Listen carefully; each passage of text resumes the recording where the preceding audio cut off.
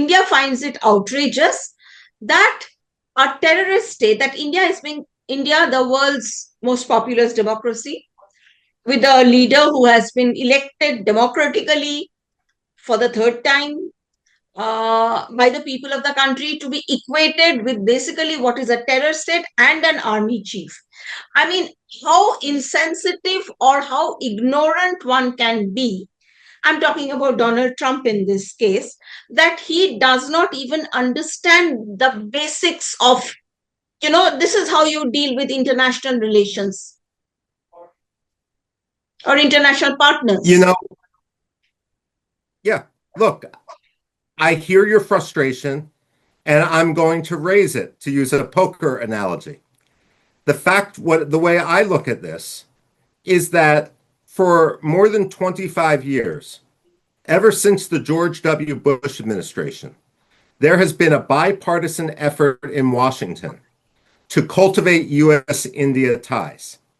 And through his own sheer incompetence, Donald Trump is not only making a mistake now, he's making a mistake which is going to obviate a quarter century of hard work because India would be right to look at US presidents in the future and say, why should we trust you?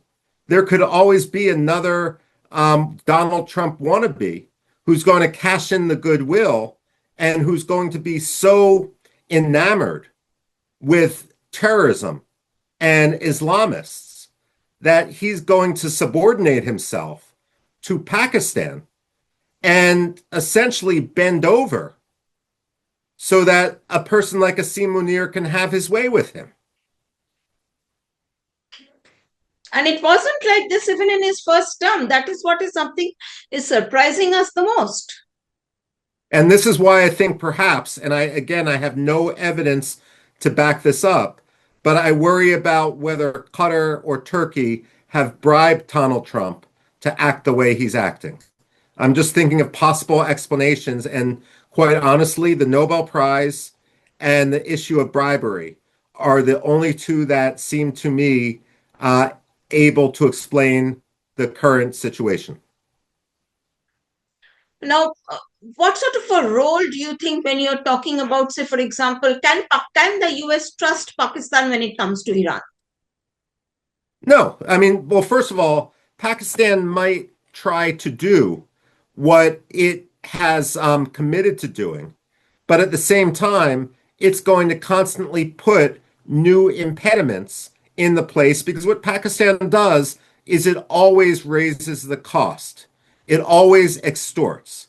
The only thing Pakistan understands and the ISI understands is extortion because without being able to extort money for themselves, most of which doesn't help the Pakistani people, how are they going to buy their properties, their luxury villas in Dubai?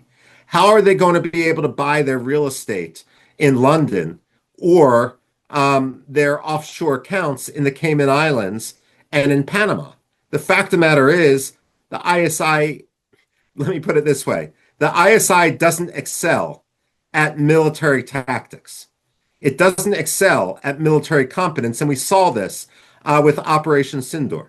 What Pakistan excels at is extortion and terrorism.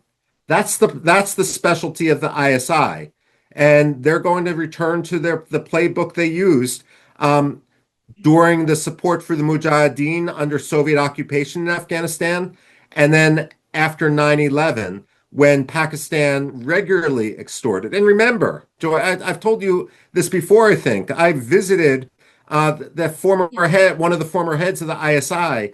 I sat in the Islamabad club in the middle of Islamabad and had a whiskey with him as he said that the biggest mistake that Musharraf made was when George Bush said, you're either with us or against us.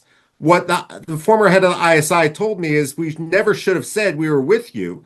We should have made you pay for absolutely everything you want. That's the lesson the ISI has taken, and that's what we're going to see now. Donald Trump, the more desperate he appears, the higher the price from Pakistan, but it's not going to change Pakistan's sincerity.